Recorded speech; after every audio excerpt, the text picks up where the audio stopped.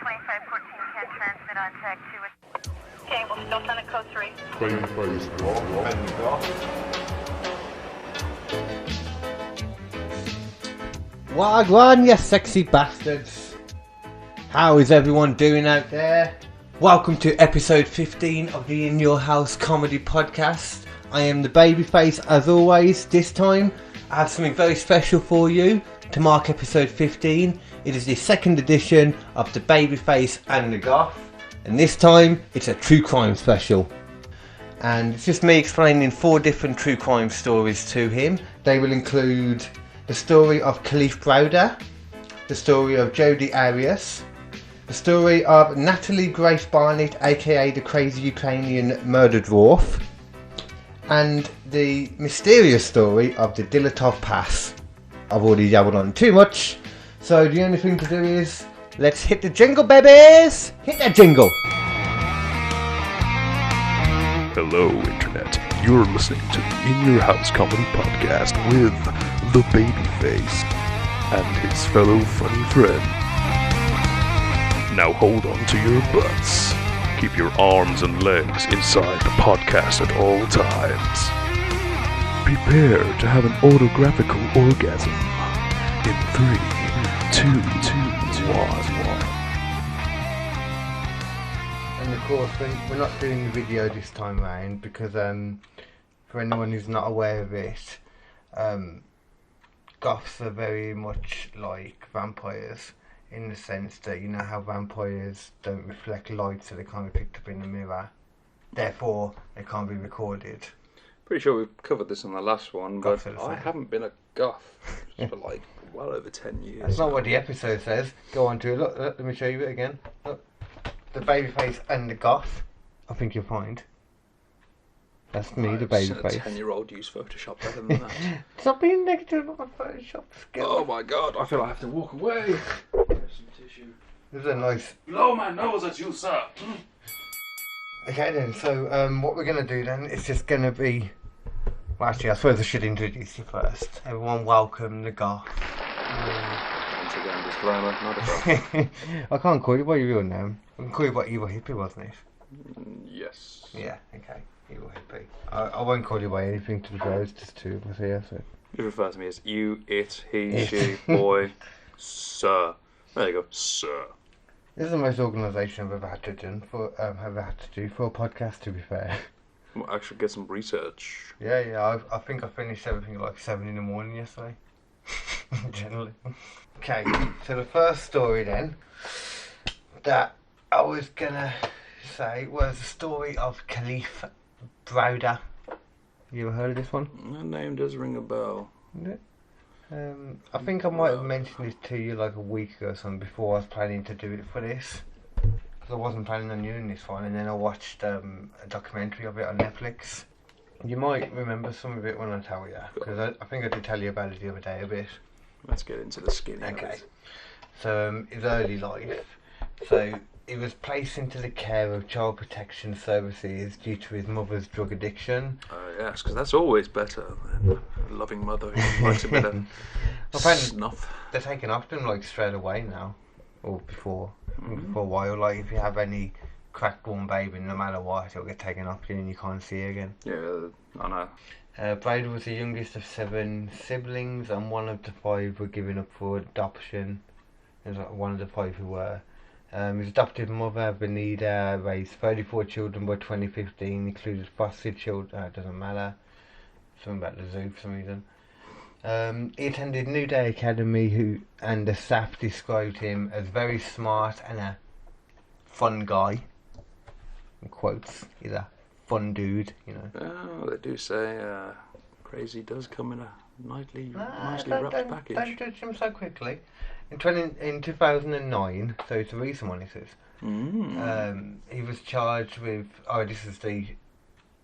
before the main story. In 2009, he was charged with third degree grand larceny. Police testified that he had crashed a stolen bakery truck into a stationary car while joyriding. Wow, what a fail. At the age of 16, and he was charged as an adult though. But then So he did all that, went on probation. And then on May 15th, 2010, police apprehended him again and a friend on Arthur Avenue in the Bowman section of the Bronx.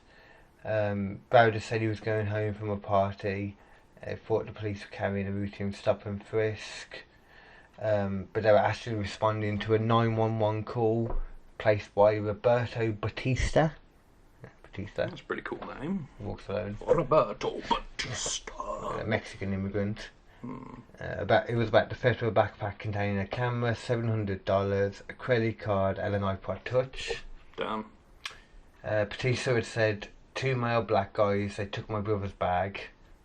Browder told the police officers, I did not rob anyone, you can check my pockets. And of course they searched him and there was nothing in his pockets, they didn't find the backpack. So they didn't do it then? Well, this was 2 weeks earlier though the apparent robbery happened. Oh. Yeah, but apparently that kind of varies though, because Batista's testimony of the date of the theft varied in between interviews and stuff. Naturally. Yeah. He's full of shit. So he was essentially arrested for I think he might have stolen a backpack. He asked the officers why he was being charged, because he didn't do anything. They charged him even though they had no evidence. Some bullshit, but then again, that's the American police for you. Yeah. Racist bastards. 17 hours after the arrest, Browder was interrogated by a police officer and prosecuted the following day. Browder was charged with robbery, grand larceny and assault. And because he was on probation, he couldn't get... well, actually, no, they said yes to bail at first. It was $3,000, but the mum only had to pay like $900 for bail bondsman to get it. It's a lot of money for having the Bronx. Yeah, exactly. But she managed to get it together and had the down payment for it to start it, to get him out. But, I mean, we haven't even said where he went yet, but... to get him out, but then as they went to do it, it came up saying bail has been denied because he was on probation originally. Ooh. So because he agreed to that thing before, it screwed him over now. They were still arrested a man for theft that they couldn't prove that he didn't or did do. And even if he did do it, you're going to see that the punishment doesn't line up with it anyway. So all this happened, he was taken to jail and that denied, hasn't had a trial, hasn't been actually convicted of anything. He's just awaiting. He's not convicted until after trial, are you? No. So he's innocent at the moment, awaiting trial. Yeah, that's the Yanks for you. Mm-hmm. But this all led to Rikers Island. They led him sent him to fucking Rikers Island for a theft of a backpack which he did not commit. I'm guessing because it was like nearby to him, wasn't it, at the time? He was imprisoned there, the attorney, blah blah blah. Culture of violence in which inmates suffered broken jaws, broken orbital bones, broken noses, long bone fractures and lacerations requiring stitches. Browder said inmates washed their own clothes with soap and okay, I don't care about that. From the sound of those injuries, that sounds like fighting. There was a lot of fighting. There was a few things because he knew how to fight and he started getting himself bigger while he was in there just because he knew it would be a smart thing to do. He'd have to look after himself. Yeah. He refused to join any of the gangs in there because he didn't want to, even though he was on a gang on the outside, he didn't want to be in the gang in there because he didn't want to agree to, so he didn't want to be included in something that he wouldn't agree with. Makes sense. Yeah, which is fair enough, yeah, no, it's proper moral, but most people just don't stick to that. He fully stuck to this. Well, that's a bit fucking, I mean, usually in prison you want to get into a gang as quickly as possible so you have some people to back your case. But he had the, inmates angry at him and also the prison guards angry at him. And they were like a whole nother gang as well. Apparently they used to get the prison inmates to do stuff. They used to bribe them with all this stuff. I was telling you about the other day, they brought in the crooked cops who literally had a kind of fight to basically like a fight club. A fight club shit going on. Where they'd bring in tobacco and beer and bud. And even scalpels. A lot of luxuries from the outside. Scalpels, yeah, which is could easily be used on prison guards, but yet they snuck him in for them to use on. It's crazy, isn't it? It wouldn't take much. I mean, a scalpel. I mean, I've only ever used them in modelling and stuff like that, but a scalpel, literally, like if you literally went to attack someone with it, you would do some serious damage. Like, It's just a knife, basically. it'd be such a fine incision, but you could probably gut someone so easily with it. I mean, imagine what they can do with a shiv. Give them a fucking, fucking blade 100 times sharper than that. I tell you, whenever you see someone in prison, it's always like many times they can, isn't it? Oh yeah, it's basically to make sure the job's done. Yeah. You will see that. Because they're always inefficient weapons, aren't they? Well, usually like a sharpened toothbrush or some shit. Yeah, that's what you see a lot, actually. Yeah. Yeah. So this is one of the main ones. There's I could show you the video to this one actually, because there's video to this one. Maybe after, not during, because I can imagine that would mess with the sound a bit. That's fine. I can, if we don't talk during this much, then fine. I wouldn't recommend including it though. This was one of him being slammed to the ground in a minute by one of the prison officers. They have footage of this. Does anyone lose their job over this shit? Some people have lost their job since, but not directly from this. So the guards just came and taken him out. Oh, wow. For no reason. Yeah, literally you can see it, and it's just literally... Just pushed him and then knocked him to the ground. Yeah, it's just literally like out of nowhere, and then boom. You can't even claim it's a racial thing, because there's a black cop as well. That's the thing that surprised me the most. Most of the prisoners there seem to be black guys, and apparently, like, the high majority of the inmates are black as well. Wow. Yeah, I thought that was surprising. Oh, here comes his back. Yeah. Oh, we need to help you. Is he not doing anything? Stop resisting, even though we pushed you over. Stop resisting nothing. Oh, there's a fat white guy cop. Yeah. Yeah, it's a problem with the American police. They're not as humane as ours are. They're just like, I mean, kids feel that just give them a lot of power. This was the one I was looking for, I think. What we'll see. I'll read this first. A gang member had spat in his face earlier or something, so this is him going back to get revenge, not realising all the people around him, because he'd only moved to this block like recently, because he'd been moved from a different part of the prison. Spitting in someone's face, man, that's pretty fucking rough. Yeah. So the Kalief guy, Browder, finds this guy, you know, like after he'd spat in his face earlier, seed for a couple of hours, and then went after him, and then, like I said, not realising he was surrounded by his gang mates. That's Kalief Browder. So he went after him and said, pow, pow. Oh shit. And watch how crappy the police attempt to break it up. Wow. Proper going for him, man. It'd be a perfect opportunity to just lamp the officer. Must be real tough being on one man. It makes you angry, doesn't it, watching it? It's not even over yet, man. And they've got big things of mace and all, and they're not even using it. Wow. I mean, the kid's already fucking out of it, and you still just don't want to keep having another go. Well, no, he. The one thing you'll notice is he keeps getting back up. Oh, he dipped. Like one of the maglock doors, you know. One hidden in his cell. Well, not his that cell, it's corridor? just, they're not even like doing much to stop him, look, are they? Well, to These be prison fair, guards. They're I like mean- just so chilled about it all. expect to see like batons out, fucking Yeah. pepper spray, tasers on the go. They've got all that stuff on them. I mean, look at this, look. I'm not thinking they made you fucking open the door, are they? Well, this is their place, so they know how how it works. This is where they chill. Oh, damn. Yeah, Straight open, bang. Wrapped a jumper around his head so he can't fight back. The police were nowhere. The guards were nowhere around as well. So it's not like they, you can see how they say that they're in cahoots with them all. Yeah, you can see, because none of the fucking guys going for the guards now. Any other prison, their guard would have had it as well. And the worst part about it was, where would you expect he should go now? Infirmary, probably, on the battering he just fucking took. Yeah, you would say that. You would think that, wouldn't you? He But seems alright though. I mean, he's standing. His Well, face yeah, doesn't look but- too worse for worse. he learned. He said one thing he learned early in there was how to kind of curl up in the fetal position, like into a perfect ball, to protect his head and neck and stuff and face. All his vital organs as well, probably. Yeah. So his legs and arms probably got most of the beating. Yeah, so after this, they took him not to the infirmary. They took him. It took him that long for the riot officers to turn up. This And- prison needs to get shut down, man. Yeah, it's still open. Yeah, so straight after that, they took him straight to solitary confinement. Because, yeah, of course, he was a fucking problem. I suppose taking him there would have been the smartest thing to do, because needless to say, he probably would have been a dead man if he returned to the main Well, cells. they could have just moved into another block, in all fairness. You know, Probably. they could have. But unfortunately, being the new guy in any kind of prison, I can imagine like the people are going to test you or just kick the shit out of you. There's a few different videos of him like getting attacked and getting in fights and stuff. The UN says that 14 or was it 15? Let's say 15.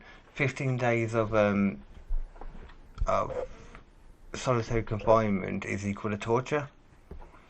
That was their ruling on it, and Kalief Browder, from when he was 16 to 17, spent all in all like 450 days in a row on solitary confinement. So basically what you're saying is a lot of these people who work at the prison need to be kind of trialed at The Hague for like, you know, crimes against humanity. Yeah. Well, he said he literally during it he started hearing voices. You know, he was starved and everything as well. Like they did things to him, they beat him down a few times. The American justice system ultimately failed him. Oh, unbelievably so. I mean, bear in mind it was for a backpack, and it was a backpack he never stole, and they couldn't prove that he had it or ever went anywhere near him. In 3 years he was in there waiting, without a trial, without a conviction. Is he still there? Innocent. No. The case was eventually dismissed completely. They kept offering pleas to him with less and less time, like originally saying, you know, you only have to do this many more, and then saying to him, oh, if you do it now, then it's time served, so you can go out straight away. And he was like, no, I refuse to agree to something I didn't do. I'm not going to have that on my record. And the reason he was so adamant about it was because his brother agreed to something, had something similar, had something pinned on him that he said he didn't do. And he agreed to it, and basically it's like screwed him over ever since. You know. Well, damn. Yeah. Yeah, so 3 years later anyway. Over some shitty beat cop, like failing his identity and just literally locking him up for no reason. And the original witness as well, that said it all, they realised that he had fled the country, he wasn't even in the USA anymore, he was back in Mexico. Oh. So they couldn't even, for God knows how long, they didn't have a witness. So the whole case should have been thrown out then? Yeah. The lawyers kept constantly like asking for more time because of the loophole in the law there. But yeah, he should have been thrown that way before. They were just playing with his life, man. It got messed up. Was he able to kind of like sue the state for his mistreatment? I think he would have been able to, but the worst part about it was when did he? Trying to see when he got out. On May 29th, 2013, Browder was freed in anticipation of the dismissal of the charges against him. Because Batista had returned to Mexico and could not give testimony. The worst part was though when he came out, and like I said, he got a bit schizo, like he went a bit crazy from being in solitary confinement for so long. He got depressed and all that, and ended up killing himself. What, he killed himself? He killed himself, yeah. Oh, fuck. Yeah. And let me guess, nothing's being done about this. Didn't someone lose their job at all for this shit? Let's see, in November, a lawsuit was filed. A lawsuit was filed. Doesn't give you much hope, does it? And solitary confinement for inmates younger than 21 was abolished outright. That's one thing. Too fucking right. Yeah, because that's one, you know. Developing mind and all that. Mhm. Wow. We don't need to go into all of that. Basically, yeah, he killed himself in the end. But yeah, so that's basically the story of Kalief Browder. And there's a really good documentary on Netflix that you can watch, like, that documents it all. But he had so many fucked up things that happened there. That's just like the tip of the iceberg. I'm trying to keep it short, like, because we've got a few different ones to do. Yeah. Man, that's rough. It is, ain't it? For the system to fail him that badly, no one to do a thing, all because he didn't have the money to get the right lawyer. Exactly, man. Like, someone should have made the connection a lot earlier that they didn't even have a fucking witness. He wasn't even new about it. It was quite a while he'd been out. The problem is, though, the American law system is just, it varies from state to state, and some of them, they've got the best shit going on, the others, They New can't York. even fucking put 2 fucking paper clips together. But New York's one of the worst, from what I've heard. Yeah, because there's such a delay, in court cases. There's so many that they have like a slight loophole. Like most of them say in the Constitution something about you have the right to a speedy trial when you're ready. But their one is like when the DA is ready. So that means like once the backlog's done, then it starts. But the to hold timeframe. somebody until that backlog's done should not be legal. No, they were trying to get him to do a plea deal. That's what they were trying to do. Get him to Basically admit speed it. it up. Yeah. Oh wow, it's a shame that Well, he's not alive today to counter sue them for all the mistreatment. I Got someone's think his ass mum was fired. doing something like that though. His mum was doing it on his behalf. The only reason I probably wouldn't watch that Or annoyed show of theirs is one, because it'd probably annoy me quite a bit, and two, for a fact they got some flipping arsehole on there swinging the flipping, saying, it was this happened and this happened, but it wasn't the police's fault. Someone's swinging it, so like just put a positive spin on the government. There wasn't that much of that actually, but I'm sure there must have been some. Oh, for a fact, like, they'd skim over like the gorier details. I want both sides anyway though when I'm watching something like that. I like to hear both sides still. Oh yeah, I don't agree with it. 2 sides to every story, and when you need to paint a proper picture, you'd need both of them, but It's like flat earth people are absolutely fucking crazy, but I'm still interested in why they believe that crazy shit. well, I always thought it was just a troll at first, but then it turns out some of these people actually believe that's the Just 'cause case. some people believe anything they watch on YouTube, that's all. Anyway, so the next one then is the crazy ex-girlfriend I mentioned here. Ooh, all been there, I suppose. Jodie Arias. Put it together as we go through. So it's the story of the death of Travis Alexander. He was a travelling salesman and motivational speaker and started a relationship in 2007 with Jodie Arias. Hashtag crazy ex-stalker girlfriend. Hashtag? Really? I wanted to hashtag it. Hashtag living life, YOLO. Hashtag, do you even use Twitter, bro? I need to go on Twitter though, because I need to do some of my gas stuff on there. It's a new thing I haven't done. Fascinating. Anyway, so Travis was found dead in 2007, and Jodie said it was self-defense. But let's go back to the beginning. She was born in 1977. So he was born in 1977. She was born in 1980. She liked photography. He was part of the Church of Latter-day Saints. The fuck's that? Basically the Book of Mormon. 'Cause after she read the Book of Mormon, he got her to convert to Mormonism. Like a cultist. Yeah, funny enough. Come join our religion. I mean, if you can be persuaded that quickly to join and convert to a religion, she's got to be a bit crazy. Oh yeah, she's probably unhinged. Yeah. But about 5 months after she converted, Travis said to friend. So 5 months later they broke up, and Travis said to his friends that he felt guilty about breaking his no snoo rule, no sexual marriage. Ah, the Mormons believe in that? I thought they were the ones who believe in polygamy. What's that? You have more than one wife. Or was that another religion? No. Well, there's a few that believe that. I think it might have been the Quakers or something. Something. Yeah. I think Quakers are. Yeah. I can't remember. There's just so many break-offs of Christianity that kind of just go off into a bit of a tangent of madness. Apparently, there's loads of different ways that you can interpret one book. Ultimately, if you look at all religions, they're exactly the same. Yeah, it's like you don't read Harry Potter and come up with a whole different storyline of what's going on. No, Snape didn't die. He was born again after they buried him in a cave. Ron Weasley and Dumbledore were having a secret affair. Oh, that's nasty. Jimmy Savile. I think, wasn't Dumbledore gay? Dumbledore wasn't, but the actor was. So Jodie later claimed that she broke up with Travis as she couldn't trust him as he was a sexual deviant. Probably wouldn't surprise me. And a sex addict who was abusive. But they kept on banging afterwards. As you do when you break up, and then some people are dumb. Was it one of those he broke up with her, but she didn't break up with him, so it didn't count?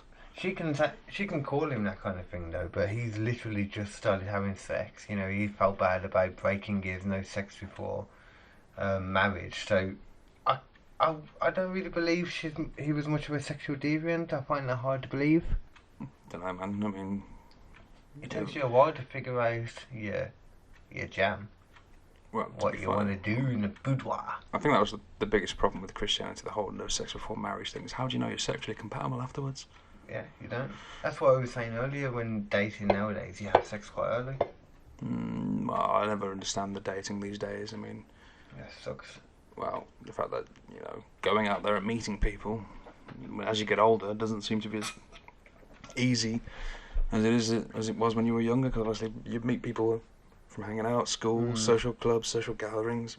To be fair, I find it easier now than I did say about 3 years ago, but I'm always like gigging and stuff now, so No, the last couple of girls that I've met and got anywhere with was from gigs. I always find it weird, the whole internet dating thing. You know, Oh, internet dating. the whole internet, like, you know, dating as a whole. I mean, back in the day, you know, you shouldn't talk to strangers on the internet. Stranger danger. You shouldn't get into Stranger danger. You shouldn't get into a stranger's car, you know. But nowadays, you got fucking Uber, Lyft, and stuff like that. You literally don't even talk to. You don't use an app, and you jump in a random dude's car. Well, you always had. Yeah, but that was you spoke to somebody, they were registered and everything like that. But I suppose they are still registered and everything like that. But just when you don't have a conversation with someone, it's like when you order Just Eat for the first time. It's weird. It's like, you know, I didn't speak to no one, but yet my food turned up. Ugh. Yeah, that was amazing the first time I did that. For me, man, it creeped me out. I was like, how did he know? He just did. Anyway. So basically, the stories didn't match in regards to. Well, I don't think he did, but that's just what she's saying at the moment. So he moved to Arizona and he started seeing new people. Jodie moved back to California and she would go to Arizona every now and then. But obviously when she found out that he was seeing other people, she went a bit fucking crazy. She would slash his tyres, she hacked into his Facebook account, stalked him on dates and sent abusive emails to the women he was dating. Like really threatening and abusive shit as well, apparently. Damn. And let me guess, did he have no idea this was happening? I think he did, because his friends were aware of it. You'll see why, because they knew. Oh, this is a Presley freak one. He said due to her behaviour, he used to joke with his friends that don't be surprised if you find me murdered one day. Wow. He called it. Yeah, foreshadowing. Then, to be fair though, I mean, she's sending threatening emails to his dates. You know, going all the way from California to Arizona to stalk him on his dates. Well, this next bit is the one where it kind of takes a turn to creepy, but in my opinion. Go on. He told his friends the story of basically once Jodie snuck through the doggy door in the house while he was sleeping and just walked around the house and looked at him. Yeah. I mean, I suppose snuck through the doggy door though, you know how. Well, I'm guessing, because obviously, you know, when you think of like a cat flap, it's a tiny thing, they probably wouldn't be able to fit your head through, but a dog door.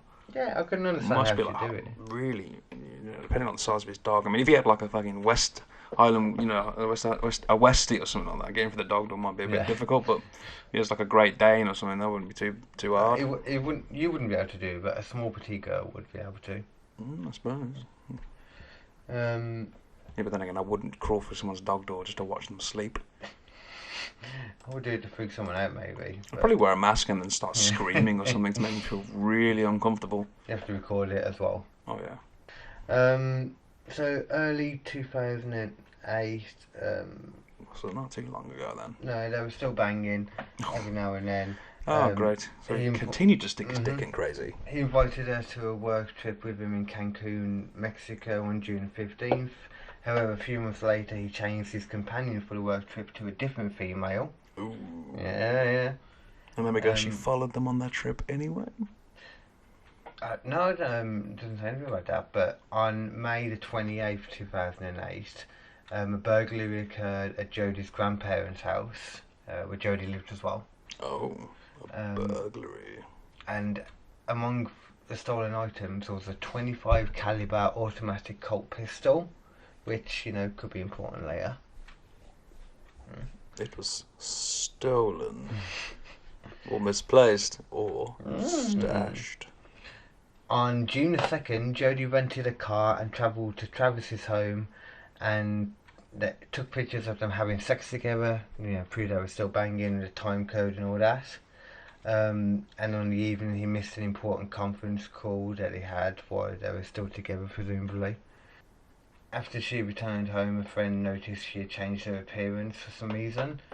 The person she returned the rented car to noted that the floor mats were missing and there was an unexplained red stain on the front seat.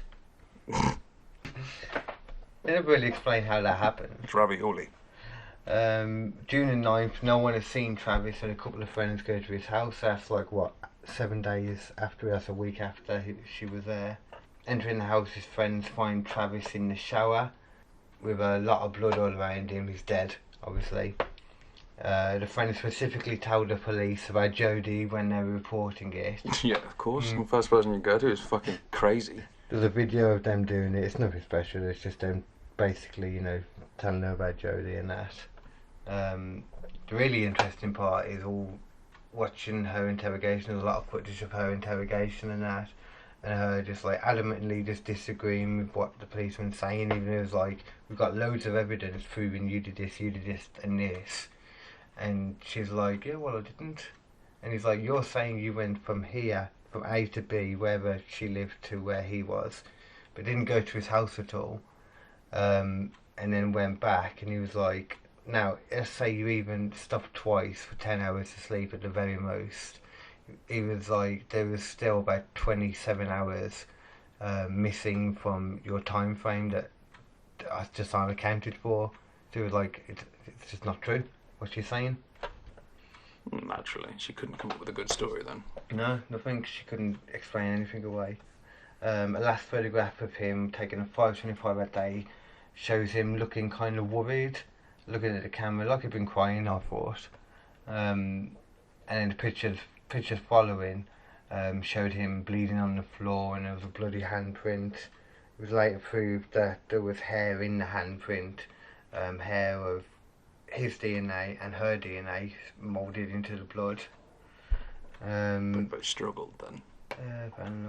Jodie arrested on her home on July 15th and extradited to Arizona. Investigators say she stabbed Travis 27 times. Okay. Bear in mind, she said it was self-defense. Well, later on she'll say it was self-defense. What could he possibly have to require 27 stabbings? That's not it. 27 stabbings, slit his throat, Oh. and then, of course, dragged him back to the bedroom and shot him in the head then with a 25 caliber automatic Colt pistol. Ah, said pistol that was stolen from Grams. Said pistol that was stolen from Grams. To explain to him, she was singing to herself in between interrogation clips as well, and doing a headstand, which is really strange. Yeah. So, a little bit overkill then. Yeah. Just a little bit overkill. I mean, stabbing him, but then proceeding to shoot him afterwards. It's just a waste of a bullet. Stabbing him, slitting his throat, and shooting him afterwards. And they said he would have been alive for all of it and felt pain, like, 'cause it was all done slowly and all that. Like, she was trying to punish him, you know, almost like she was angry about Meticulously punching dating him. other people. Not the fact that he kept fucking her and fucking someone else afterwards.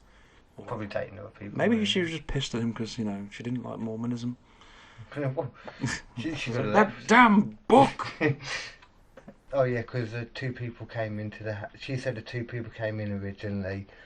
First she said she didn't see them at all. They were in the other room. She just heard them talking about whether they should come in and kill them. Later she said, come in and kill her.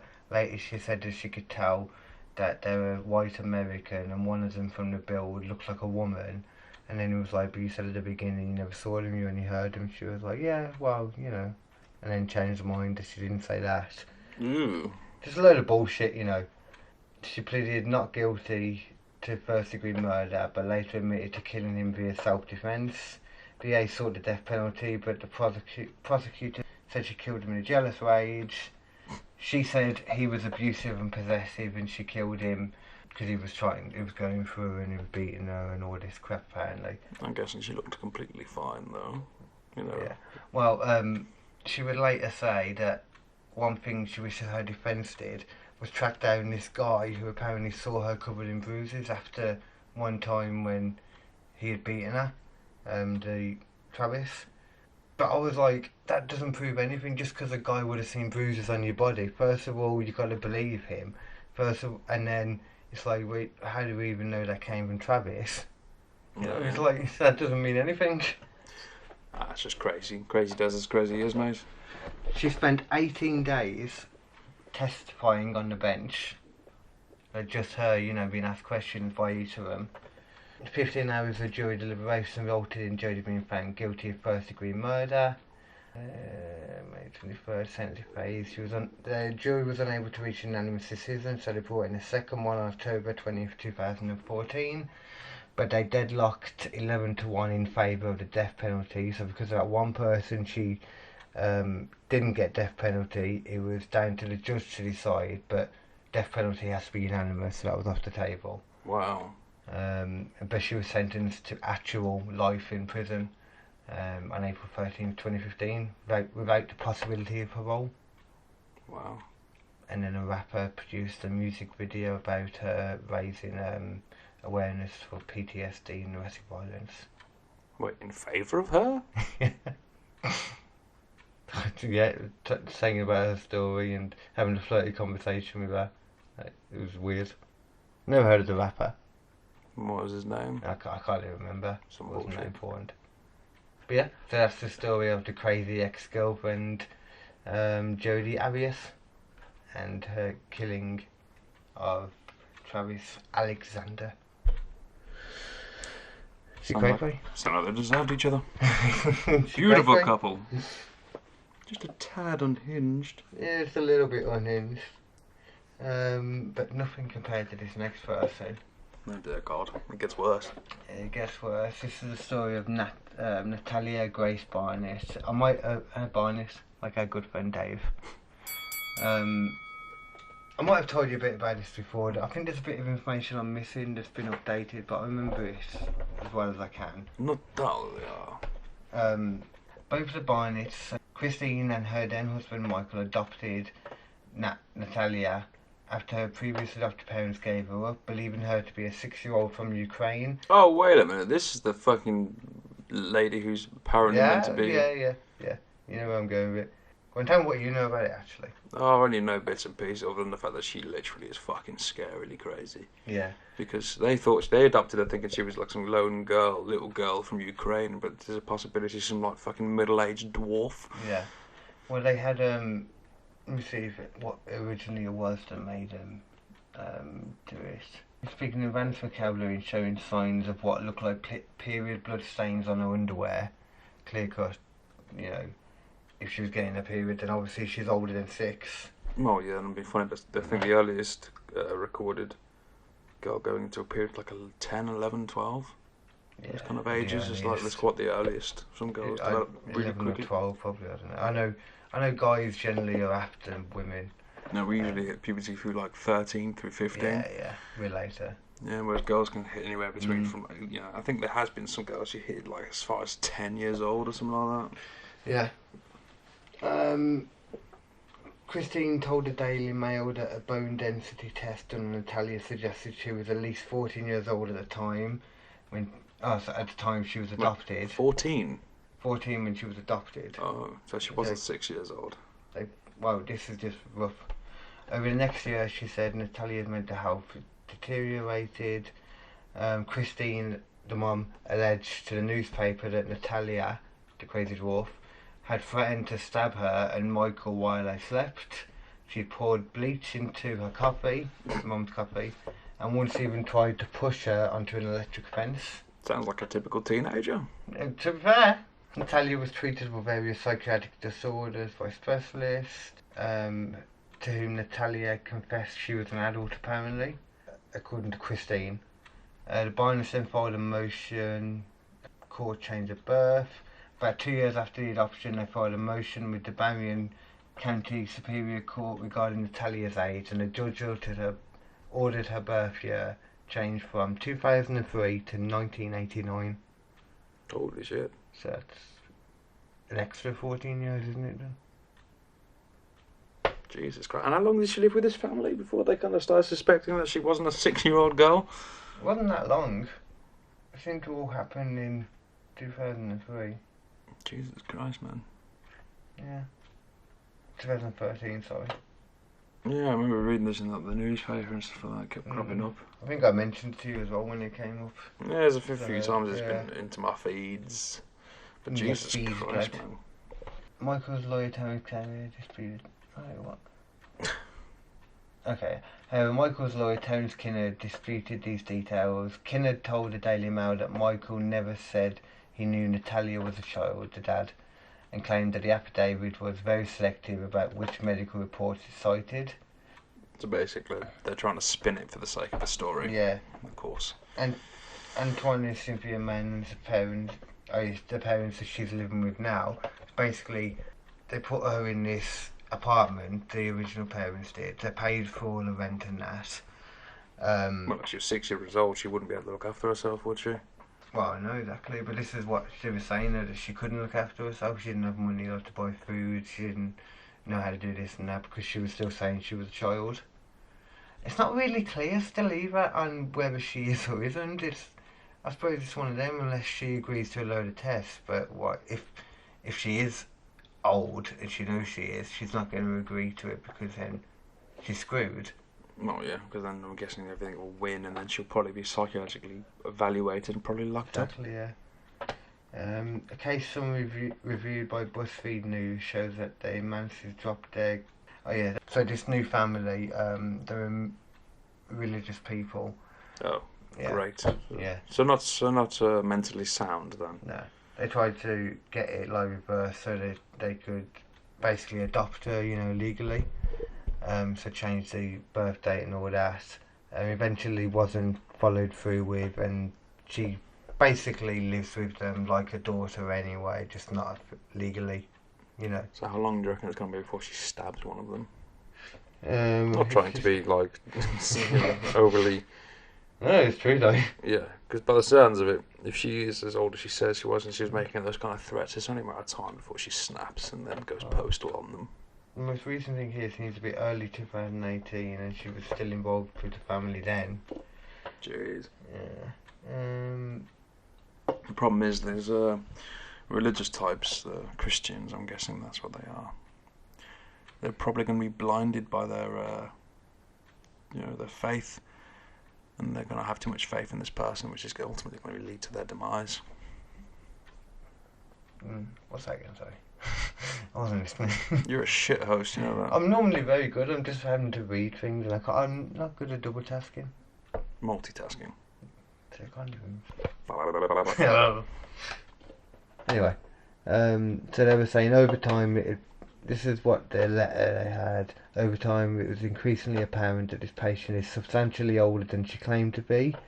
Natalia has made a career of perpetuating her age facade. She has continued to fool those who have the best intentions. She must be really fucking good at keeping up that facade. Yeah.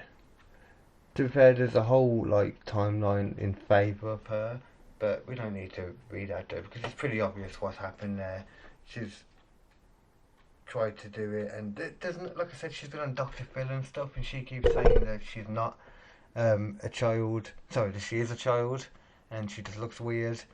But I don't know, especially the period blood in the first place. That kind of says a lot.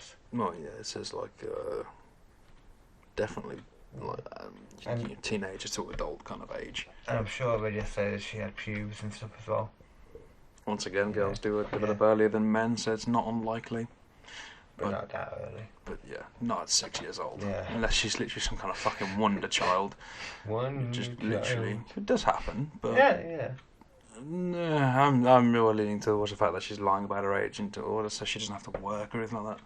Apparently, during a police interview, the dad admits to change N's age to 22 despite knowing she was a minor. However, that's been disputed since, and he said that was fabricated. So, I mean, nothing basically. So even though the details are getting a bit blurry. They had to pay £5,500 bail after being charged with 2 counts of neglect for leaving her. Even though it's a bit murky though, like they legally changed So it they then, still so they can't. shouldn't have to. Well, if they legally Weird. changed it, then that means she's old enough to look after herself, and shouldn't she be like kind of like arrested for that? Yeah. Well, she could just claim that she doesn't know any, but for certain, which she might not. In all fairness. Ultimately, what the government should do, or the legal system, should literally just force her to take some kind of like DNA test. Imagine that though, like never knowing how old you were. The concept of you wouldn't be able to tell how old you were. It'd be weird, wouldn't it? Through the passage of time, though, through personal observation. But I suppose if you're mentally unstable, it'd be hard to kind of tell those sort of things, wouldn't it? And you can only tell from a certain point anyway, like when you're 3 or something. Well, yeah. I mean, you start collecting. You'll usually start holding onto your long-term memory after you're 3. Yeah. See, all those things start kind of sticking together. Yeah, so there's not much more you can say about that. It's a bit murky. No one really knows what's going on. It'd be one of those things that, like you said, you can imagine something kicking off with that in the next few years. Oh, yeah, if she's literally as crazy as they claim, then she will literally off the new family. Yeah. But by the sounds of it, they deserve everything they get. Right then. So last story I wanted to tell you. This was the one I briefly mentioned. It was a bit fantastical in places. Fantastical. Fantastical. It's a very famous one. It's from 1959. It's quite some time ago. Yeah, and the night between the 1st of February to the 2nd of February, so that night / morning, you know. And it's the story of the Dylatov Pass incident. Come again? Dylatov Pass. Dylatov Pass. Yeah. Is that a location? Dylatov Pass was an event where it was actually, what was it named after? It was named after the guy in the end, the leader of the group that. Right, let me read here. The Dylatov Pass was an event where 9 Russian hikers died in the northern Ural Mountains between 1st and 2nd February 1959 in uncertain circumstances. So 9 people. Yeah.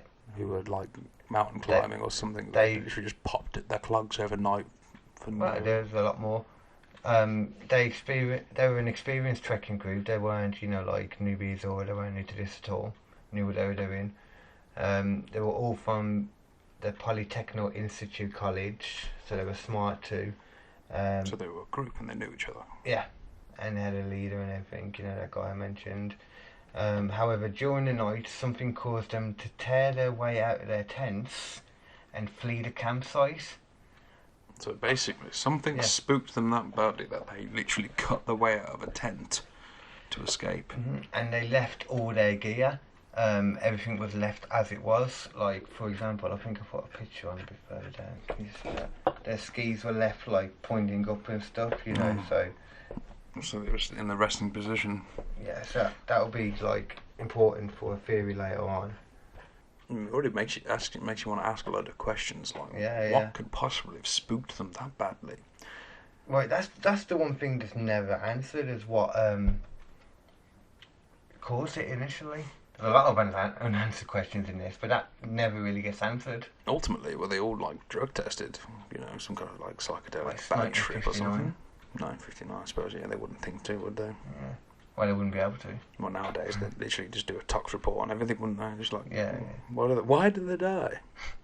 So carry on. So they cut the way out of their tent and fled. They could tell first of all that it was cut from the inside out. The way it was cut, you can tell by the protruding bit. And there was also no more than 9 pairs of footprints around the area, so there was no. It was just them. They were the only ones there, basically. There's no active pursuer. Unless it flew. They flew into the cold and heavy snowfall without any of the specialised gear they had with them. So they all died of hypothermia. Well, after the group's bodies were discovered, an investigation by Soviet authorities determined that the 6 had died from hypothermia. Of course. While the other 3 showed signs of physical trauma. Ooh, physical trauma. Mm-hmm. One victim had a fractured skull. two others had major chest fractures, and the body of one of the group was missing both his eyes. And one of the victims, I'm sure it was a female one, from what I remember, was missing a tongue. Some Jeepers Creepers over here. It's weird, isn't it? Collecting bits and bobs. The investigation concluded, I get this, a compelling natural force had caused the deaths. A compelling natural force. So, oh, What, right, like a that's fucking everything. Wendigo or something. So naturally, the next bit, what happened? 'Cause what the fuck happened there? Well, yeah. They were grade 2 hikers at the time. They were getting a grade 3 certification upon their return. So a lot to live for. And experienced. Diaries and cameras found around the campsite made it possible to track the group's route up to the day preceding the incident. The day before, the group arrived at the edge of the area. They lost the direction and deviated west up towards the top of Kalief. When they realised their mistake, the group decided to stop and set up camp there on the slope of the mountain rather than move 1.5 kilometres downhill. Using postulator, Dylatov probably did not want to lose the altitude they'd gained. Makes sense. A lot of progress to go undone. So, searching and discovering the scene in general. Before leaving, Dylatov had agreed, originally with his parents, that he would send a telegram to the sports club and it would get there by the 12th of February. Obviously, it never got there. By the 20th, they were worried, which is when the police were first alerted to a missing person, anything like that. Police went out looking for them, Russian police.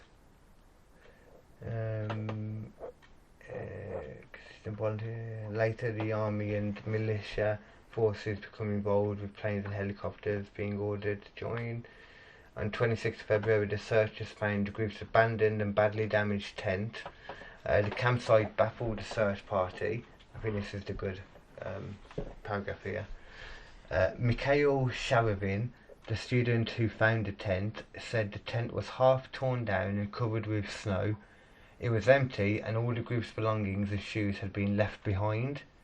So they ran out and didn't even grab their shoes. They were in that much of a hurry that they cut themselves out without even grabbing their shoes or socks.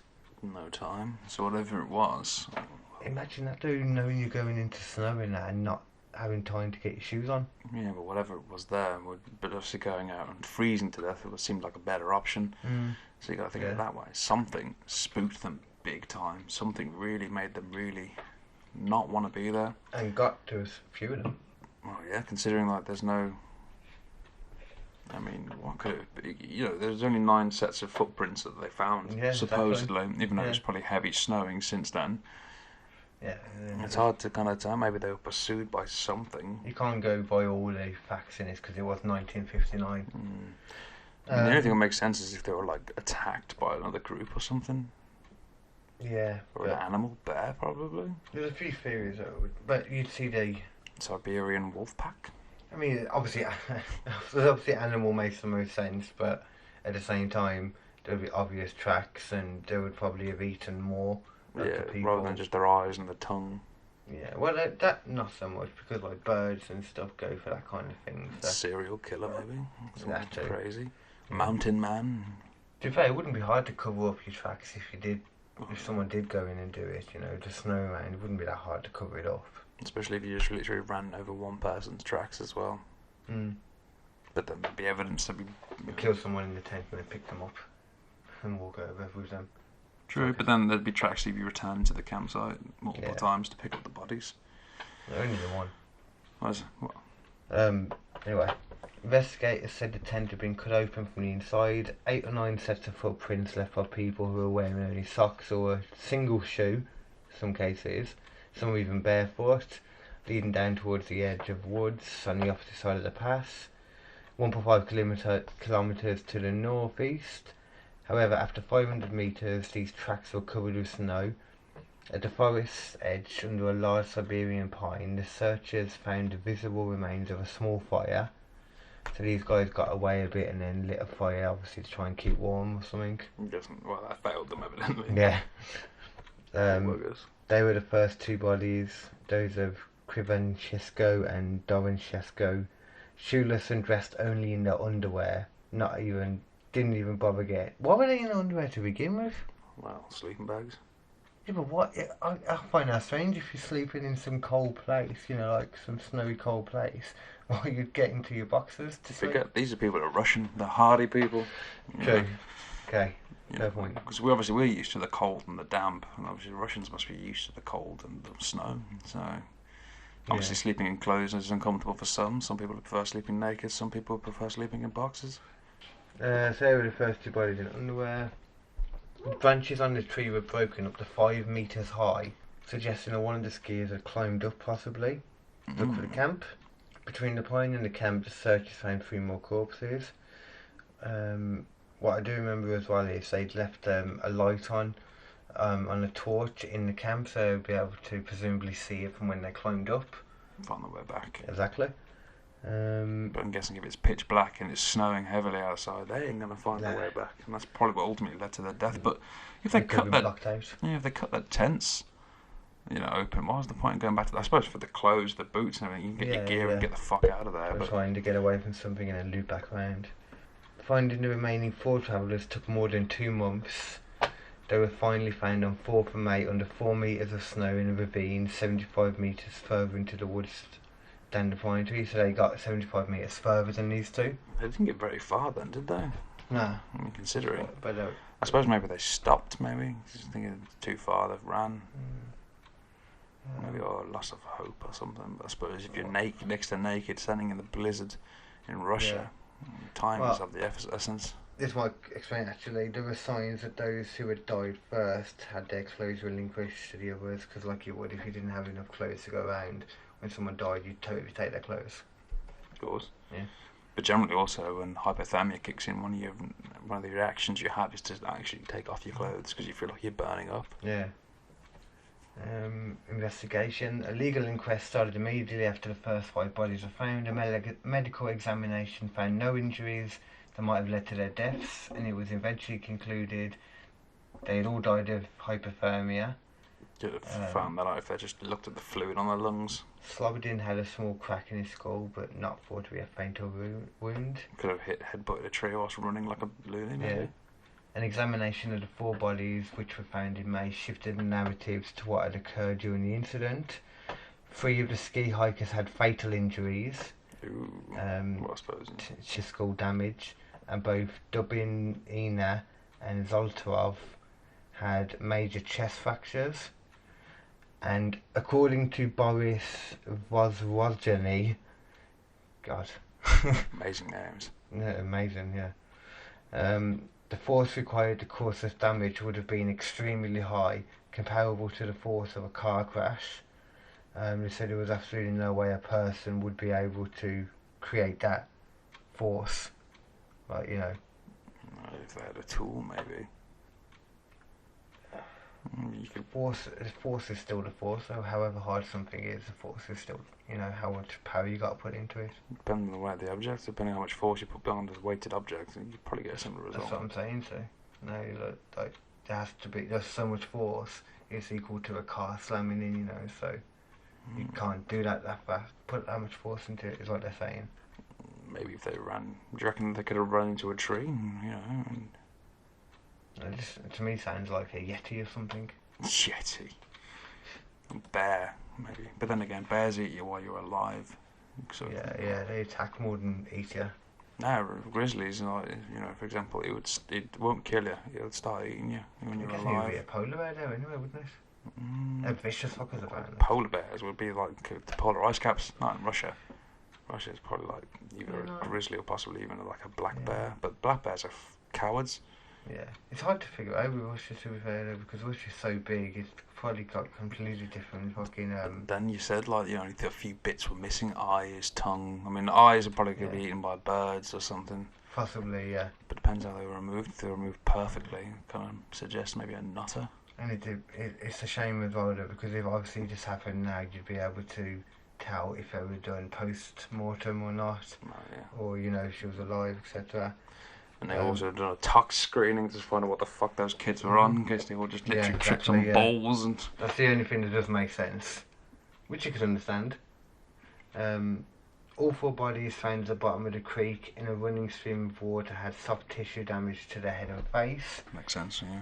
For example, Davina was missing her tongue, eyes, part of her lips, as well as facial tissue and a fragment of skull bone, while Zolotov had his eyeballs missing. Alexander They could have been eaten by small was missing his wildlife. eyebrows. Ooh. V.A. Vaudreuil, a forensic expert performing the post-mortem examination, judged that these injuries happened post-mortem due to the location of the bodies in the stream. Yeah, so small animals probably pulled out their eyes and... Yeah, when they're saying that, you don't know, but probably though, yeah, it makes sense, doesn't it? Considering the equipment they had at the time and the knowledge they had back then, it's possibly it was inconclusive nevertheless. There was initial speculation at the time that the indigenous Mansi people, reindeer herders local to the area, had attacked and murdered the group for encroaching upon their lands. I see. That makes more sense. People murdering them, especially they know how to cover their tracks to get away from deers and stuff like that. Yeah. I mean, hunters. They work there, innit? Yeah, That's their land. They know how to cover their tracks, cover their scent. So several of them were interrogated, but the investigation indicated that the nature of their deaths did not support this hypothesis. Only the hikers' footprints were visible, and they showed no sign of a hand-to-hand struggle. And like we said, the power was just too much. Well, yeah, there'd be defensive wounds if they were being attacked by somebody. And there was just too much power that would be possible from a person. I mean, yeah, obviously there might be exceptions like a Brock Lesnar, maybe, or Braun Strowman. Well, you think of it this way: if you're like a native person, or you for example, a deer herder, and like tribes and stuff like that, you're naturally going to be doing more from a young age. So it's possible. I mean, if they're handling deer, there could be probably some burly men and women. So I mean, you wouldn't be your average person today, like a person who sits on the couch of you. This would be like a guy like who's resting, probably fucking lifting some logs and shit, building a fire, and being Russian, probably lifting that fucking massive oak fucking barrel of vodka to his lips. Yeah, I was going to say, pint of vodka. Journalists report, no offence to Russian people out there, anyone listening, like you have the freedom to listen to the internet. Journalists reporting on the available part of the inquest files. That's the day the Russians decided to hack Carl's podcast. Claiming that it states that 6 of the group members, so it's going over it again, 6 of the group members died of hypothermia and 3 of fatal injuries. There are no indications of other people nearby. The tent had been ripped from within. The victims had died 6 to 8 hours after their last meal. Traces from the camp showed that all group members left the campsite of their own accord on foot. So they all ate together 6 hours before they died. High levels of drugs! Yeah. It's gotta be. Someone tripped the fuck out. High levels of radiation were found on one of the victims' clothing. Radiation poisoning could be, but I don't think so. I mean, it can cause you to go like crazy after a high exposure, but they'd have to be exposed to a lot of very quick radiation poisoning. The release Deer hunter. The release documents. The release documents contain no information about the condition of the skiers' internal organs. They just had nothing about that for some reason. Shit, fucking forensics. Yeah, I was 1959, I guess. You could have found out if it was drugged, possibly then. There's no big wad of like white stuff in there. Yeah, but it was 6 hours ago. It probably would have passed with the. I mean, after you eat food, it's usually about 7 hours for something to go straight through your digestive tract. So. Yeah, they might not have realised what they were doing though. They might have took way too much. Just OD'd instantly. Maybe they didn't know they were taking it. Someone drugged them. Maybe. And still went badly for one person then. No, yeah, one person knew exactly what was happening and still freaked the fuck out. Yeah. But then again, I suppose there's 8 other people freaking out, cutting their way out of their tents and running off into the forest. You'd probably join them. It's so easy.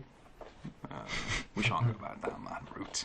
Okay, mob mentality maybe, but I don't know, for them to cut their way out of the tent, it suggests something was in the tent with them. So a person climbing into each one of their tents makes sense. Could it be ghosts? Something to do with some kind of ghost for some reason? You don't know what happened in the land before. Most people are indigenous. There's no such thing as ghosts. Oh, see, I believe in ghosts, but I believe that they're more in energy recordings of the past, because like time and stuff. Echoes. Yeah, because time, as they say, you know, like everything, we see time as linear, but it's actually like, you know, More all like a connected. rug, really. They say it's all connected, isn't it? It's all folded, so one moment is always connected to another moment because they're Like together. one's end could be another's beginning. Yeah, which is why I say that I reckon it's like alternate dimensions in the sense of different alternate time, sorry, just kind of bleeding through, you know, because it was so much energy in that time. So you're kind of describing as time as more like an Ouroboros, like a self-eating serpent that just goes all timey-wimey thing. Too much Doctor Who. Yeah. It makes sense though. At the time, the verdict was that the group members had all died because of a compelling natural force, which is just stupid. Something wanted them dead. And the files were sent to a secret archive. Oh. In 1997, it was revealed that negatives from Christofano's camera were kept in the private archive of one of the investigators. Lev. The film material was donated by his daughter. On top of April, the remains of Oltov were exhumed. Contradictory results were obtained. One of the experts said that the character of the injuries resembled a person knocked down by a car, and the DNA analysis did not reveal any similarities. Reconstruction from the face. In February 2009, Russian authorities reopened. In February 2019, so a year ago, Russian authorities reopened the investigation into the incident. Although they determined that there was only 3 possible theories that made any sense, and they were an avalanche, a snow slab, or snow slab avalanche, sorry, just dim top avalanche, or hurricane. Now, personally, I don't see how it could be an avalanche because that picture I showed you. Well, the tents were covered in snow, but then they'd be buried. They'd be buried, and why would they still be pointing up there? Like, you know, you look at the photo and the skis would be knocked over as well. Yeah, it's not like they're super buried at the bottom, so they would just knock it straight over. I suppose that would warrant them getting out of the tents quite quickly. Yeah, but it just doesn't explain the skis still though. Yeah. Then the force would be hit in the force done. I suppose if it was an avalanche, being caught in it and like thrown through the forest would probably cause that kind of damage, like in regards to the ribs and all that being fractured. But the skull injury. They said there was no signs of avalanches in the air because they can normally tell kind of certain things, and they'd be able to see where it ended up as well. It's took them several months to find a few of them, so for all we know, that they missed the signs and possibility. Possibly, yeah. I mean, that's the thing, you don't know. 1959, a long time ago. Oh yeah. It's the worst thing about it. So basically, they ruled it famous, as a random incident they don't know the answer to, and they pretty much opened and shut it as possibly an accident. Yeah, at the moment, yeah. The possibility of a crime has been discounted. Okay, so some of the possible theories. Military tests. Speculation exists that the campsite fell within the part of a Soviet parachute mine exercise. This theory alleges that the hikers, woken by loud explosions, fled the tent in a shoeless panic and found themselves unable to return for supply retrieval. After some members froze to death attempting to endure the bombardment, others commandeered their clothing only to be fatally injured by subsequent parachute mine concussions. Very detailed for a theory. No, there'd be signs of explosion, surely. Exactly. There are indeed records of parachute mines being tested by the Soviet military in the area around the time the hikers were there. But then I suppose blasting someone into a tree or something like that would probably be more feasible in regards to the injuries some of them suffered. Exactly, yeah, and it makes sense they wouldn't make a big point about it. Oh yeah, we killed some. And that would people. warrant you wanting to get the fuck out of your tent as quickly as possible. Yeah, they create heavy internal damage with comparatively less external trauma, like the hikers had. So basically using force rather than shrapnel to do damage. Exactly, yeah. Makes sense. That's definitely quite feasible. Yeah. The theory coincides with reported sightings of glowing orange orbs floating or falling in the sky within the general vicinity of the hikers. So basically that's how they probably died. Well, possibly. and allegedly photographed by them potentially military aircraft and parachute mines. But quite frankly, I mean, that now you mentioned like the parachute bombs, that is a theory that makes a lot of sense in regards to people wanting to leave, the injuries some of them suffered, obviously the urgency of leaving the campsite. And it makes sense that they wouldn't make a big point of it either, because why would they? The government, I mean. Of course, no one's supposed to be there. A similar theory alleges the testing of radiological weapons and is partly based on the discovery of radioactivity on some of the clothing, as well as the bodies being described by relatives as having orange skin and grey hair. However, radioactive dispersal would have affected all the hikers instead of just some. It wouldn't be selected unless it was like some kind of new energy-based weapon. And the skin and hair discoloration could be explained by a natural process of mummification after 3 months of exposure to the cold and winds. Yeah, that makes sense. Kind of mummification by preservation almost, isn't it? Another theory is paradoxical undressing. I don't know what this means. I read it yesterday, but International Science Times posited that the hikers' deaths were caused by hypothermia. Yeah, paradoxical undressing is when you feel like you're burning up. To strip down. What you mentioned earlier. Yeah, which can induce a behaviour known as paradoxical undressing, in which hypothermic subjects remove their clothes in response to perceived feelings of burning warmth. Yeah. It is undisputed that 6 of the 9 hikers died of hypothermia. However, others in the group appear to have acquired additional clothing from those who had already died, which suggests they were of a sound mind enough to try and add layers. Yeah. Unfortunately, it's one of the horrible side effects is you feel like you're freezing, or you feel like you're burning, and like disgustingly hot. So you think taking your clothes off would make you feel better, but then it leads you to die faster. So that could have happened originally, like, they ran off from the bombs going off, maybe the mines, maybe cut the thing and they ran off straight away to get away from the explosions before they got near to it, maybe. Well, my guess is, like, once they started freezing, once you hit that point of hypothermia, generally the end's quite close. It's usually the later stages of hypothermia. That's the thing, once they got there and like that kind of thing started happening, and a few of them died from it, they were like, oh shit, started taking the clothes, adding layers, and then more happened. I'm guessing obviously taking a few t-shirts and boxes of a few dead people isn't really going to bolster you against the cold, so they're ultimately doomed. And eventually they got anyway. Apparently, even the survivors in the end, Well, yeah. The clothes were probably damp. It's too late for them. Another theory. Keith McCloskey, who has researched the incident for many years and has appeared in several TV documentaries on the subject, travelled to the Dylatov Pass in 2015 with Yuri Kuncevic. Amazing names. Of the Dylatov Foundation and a group. And at the Dylatov Pass, he noted there were wide discrepancies in distance quoted between the 2 possible locations of the snow shelter where Dublina, Kalief and blah blah blah were found, the cold ones.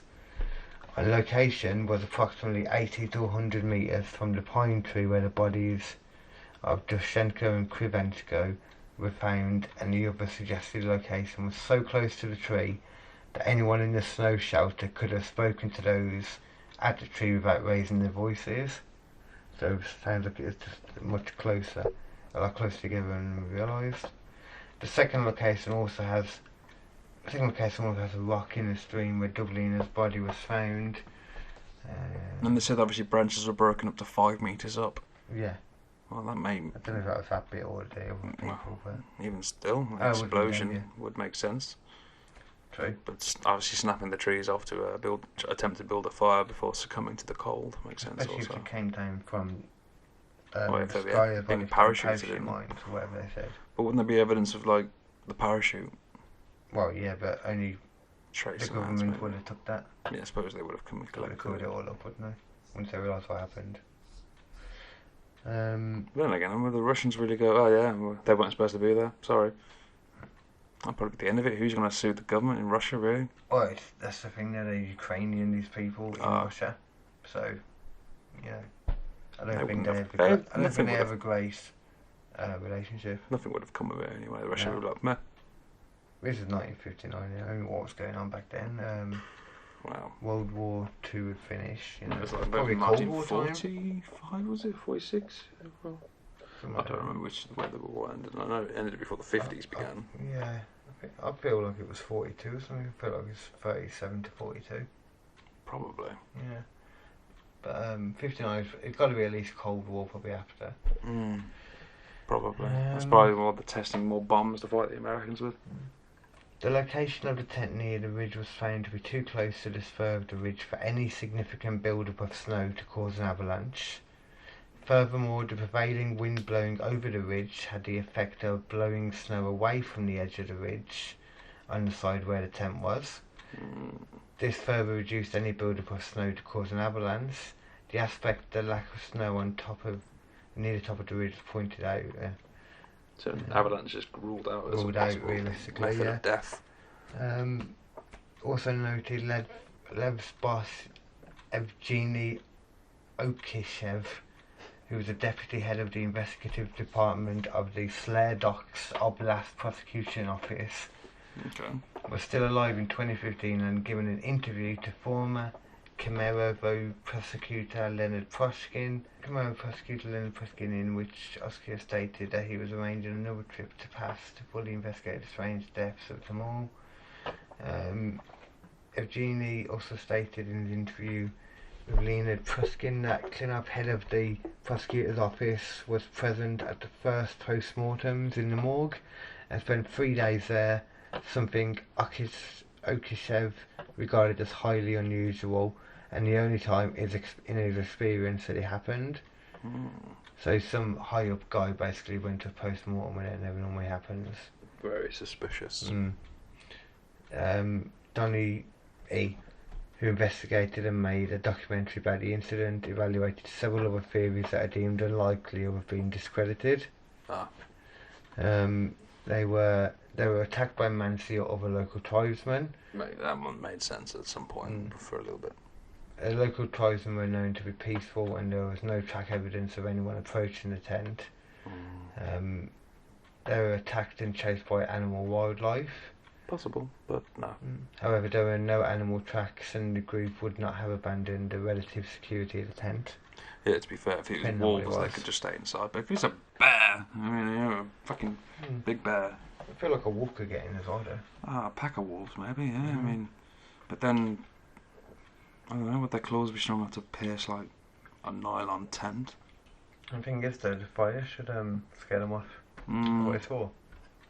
So, the chances are, and I can't imagine a pack of wolves would have been enough to scare 9 of them, because obviously 9 humans versus like a small, well, then again, a pack of wolves can be huge. High wind, another theory, high winds blew one member away and the others attempted to rescue the person. Naked? Nah, they wouldn't do that.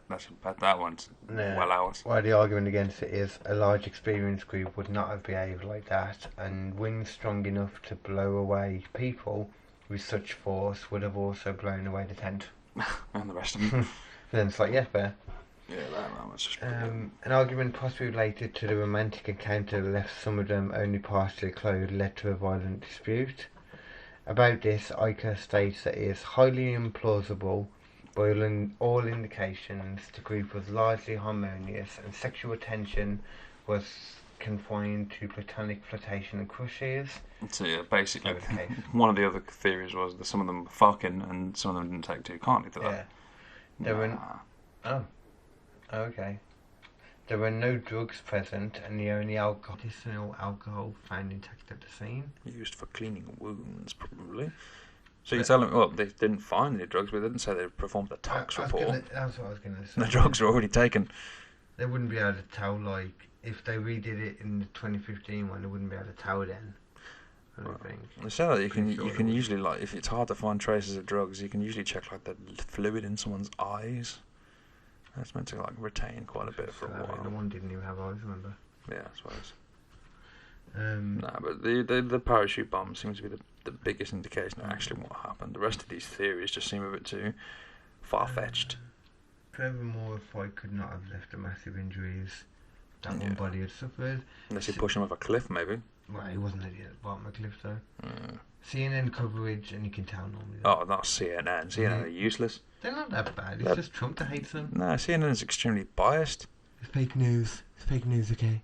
Fake news. Yeah, I'd probably agree with him in that one. That's probably the only thing I'd ever agree with him on is CNN's bullshit. This is real news. CNN is nothing but fake news. It's the best news out there. Is not what I would say. I am the best news. I'm the tech team champion. If anything, that guy should probably be put in prison. Fucking Trump's probably going to try and screw so many embargo fucking issues. He got away with his impeachment thing. Yeah, it's like it's almost like he said, you're impeached. No, I'm not. Basically. Uno reverse. You're like, what the fuck? Damn it, he's bulletproof. I reckon he's going to get voted in again this year. Well, yeah, I mean, he's starting shit with Iran, so the possibility is that he'll probably use that to keep himself in power. It's not a shit, but a lot of, the dumb Americans, which is who he's aiming it towards, a more racist one, love America, blah, blah, blah. Well, I appreciate that. The patriot. Yeah. The patriotic types would probably appeal more to America. Woo! My issue is when I come to voting now, I don't agree with anyone's points. Because they're only got to remember one important factor. The politicians, they're legally allowed to fucking bullshit. Yeah. Ultimately, that's all they ever are. I mean, just a few things you should trust in life, and lawyers and fucking politicians. That's alright, I'll give it to about when I'm 55 and I'm a successful comedian, and then I'll throw my hat in the ring of politics and, just change the world before I die. Why not? The day you try and do that is the day I'll probably end up killing you. Criminal cases open at the end of February. It was closed 3 months later, having concluded that the spontaneous power of nature was to blame. The spontaneous power of nature. After all that, they managed to get that answer again. So basically, ultimately, they learned fuck all from reopening the case the second time round. The Soviet-era investigation remained classified until the 1970s. This might have been the first one, maybe, then they were talking about there. History's big mysteries. It rhymed. History's big mysteries. Questionable deaths, missing people. Oh, I think that's just... For many years, this explanation was far from satisfactory, as it failed to explain why the adventurers had rushed out into the freezing cold, wearing only underwear and without shoes, nor did it address why several of the group had suffered broken bones and skulls. Some 75 theories have been put forward. 75? Jesus. Yeah. I like to say they're only looking into the top 3.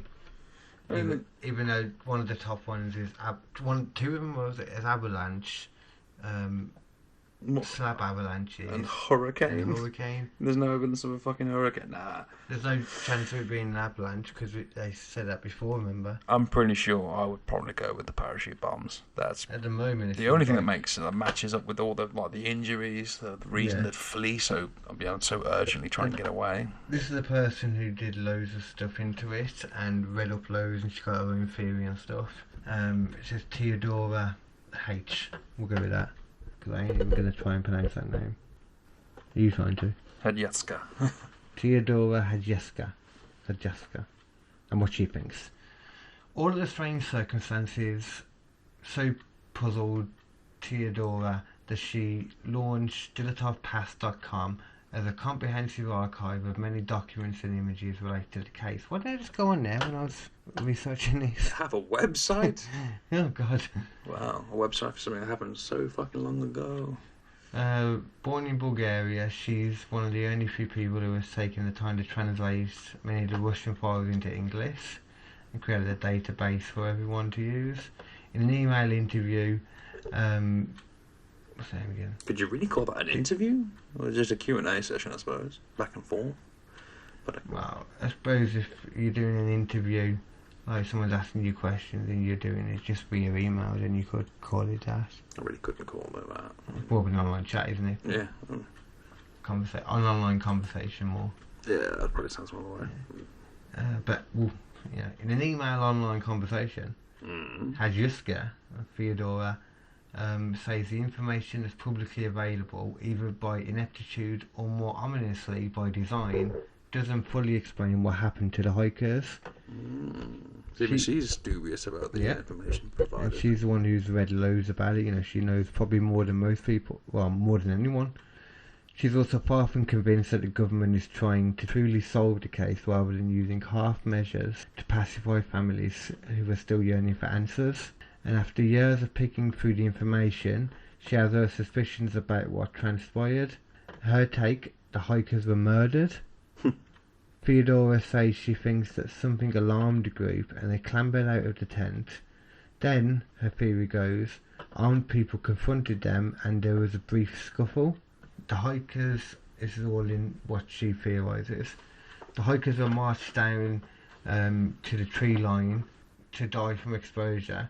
They didn't know that. They thought the perpetrators were after their belongings, so they complied. But nothing was taken. Certain that their victims would quickly perish in the life-draining cold, the murderers wandered back to the tent. The half-naked group frantically, perhaps miraculously, managed to start a campfire which alerted their foes, who rushed back down at the time to the bottom of the hill to finish them off. By then, the three who were wearing more substantial clothing had moved away from the fire in a bid to create a shallow snow den to survive the night. But soon they were found, beaten to death, and then dragged to the creek, in her opinion. But like we said, the power of the stuff being done, like, you know, the shots and all that, was consistent with a car. And if you had not being funny, if you had a gun, why would you beat someone to death? You'd fucking shoot them if you wanted to rob them. So her theory just seems more crackpot than the rest of them. Did I say anything about a gun? Well, there was no one suffered a gunshot, did they? So if they were armed, what were they armed with? You know, machetes, baseball bats, clubs, guns. I mean, guns aren't uncommon in Russia. And 9 people. Well, you know, unless there was like a hell of a lot of these armed people. I mean, I can't imagine like blunt force weapons would be intimidating to a group of 8 or 9 people. Yeah, no, you're right. Probably some kind of gun or something. If it was a gun and they wanted them dead that badly, they would have used it. I think a gun, like, you know, as far as true crime, like murders going, as soon as I see it's got something to do with a gun, I'm not as interested. It's a cop-out. They're so easily available as well in America, you know. It's like so easy to... And Russia. Yeah, it's so easy to do it that you do by accident, you know. That's crazy. You can kill people by accident because it's so easy to do. I mean, heck, there was even some incidents where people have been firing in the air in celebration and bullets coming back down to earth and killing somebody, so... Yeah, I've heard about that. Accidental bullet death. Well, I don't know if it killed anyone, because once it hit terminal velocity, you couldn't get any faster, and if you drop a penny off, like, the top of the Empire State Building, that would just hit you, it won't kill you or anything like that. Wouldn't it? I thought it'd kill you. No. I think it was Mythbusters where they did it all. Didn't think at least it embedded in the concrete. That was the case. No, because terminal velocity isn't that fast. Hence why, you know, like, shooting a gun up, it would go a lot... Well, I say it would go a lot further, if we just say mountain runways. It would go a lot further like that, you know. There's a lot more force shooting it forward than it just falling down. I think me just dropping this, if I shot that out of a gun somehow, it would be a lot more powerful. I'm still pretty sure if you drop that on someone's head, like vaporise it on someone's head from like a couple of story building, you're going to do some fucking damage. Yeah, that one. So I reckon, that'd be more even a terminal velocity, I'm sure like a small bullet would definitely do some kind of damage, especially if it hit you in a vital spot. Well, yeah, that's the thing, it might do, it might... It'd penetrate, surely. I mean, that's... Not surely, but like I said, it's really over-exaggerated how fast it goes. But it could still hurt you, it could still damage you if you've got a soft spot or something as well. Or it hits you in the temple, depending on what it is as well, how heavy it is, you know. Her thing just seems crazy, don't it? Yeah, I mean, ultimately, given the information you've given me, I'd say the only story that's likely is the parachute bombs.